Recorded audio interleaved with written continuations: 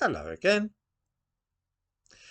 Violent crime is rather an interest of mine, and I've written extensively on the subject, both in magazines such as the True Detective type of thing, and I've also had half a dozen books published on the subject.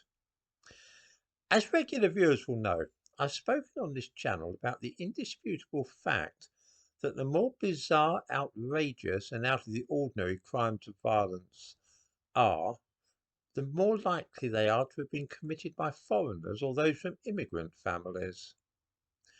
Often one reads newspaper reports of some dreadful crime, and it's possible to hazard at once a shrewd guess as to the ethnicity of the perpetrator. I was leafing idly through this book lately, which contains lurid engravings and accounts of horrible murders and other weird crimes from the Victorian tabloid called the London Police News. As you can see, it is fascinating stuff. It's got some fairly good illustrations of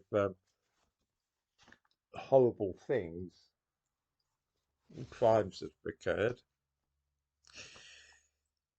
Most of the really strange cases reported here are from abroad, of course, committed by foreigners, but one from this country struck me immediately.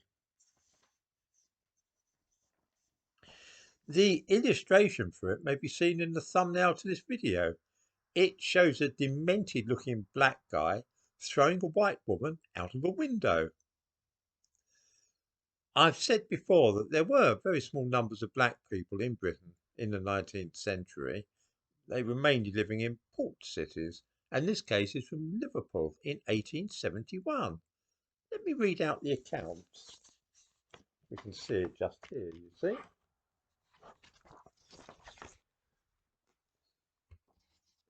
Let's see. At the Liverpool court on Saturday, John F. Lopez, a coloured man, was charged with having thrown his wife Margaret out of the window in a house where they lived on Friday night. They were both quarrelling, and shortly after, the woman was seen to fall from a window a distance of 35 feet.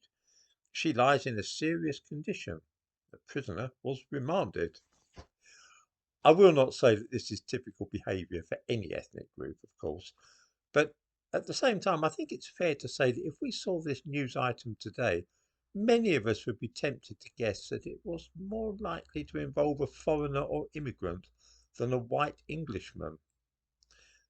Very much a case of the more times change, the more things seem to stay the same.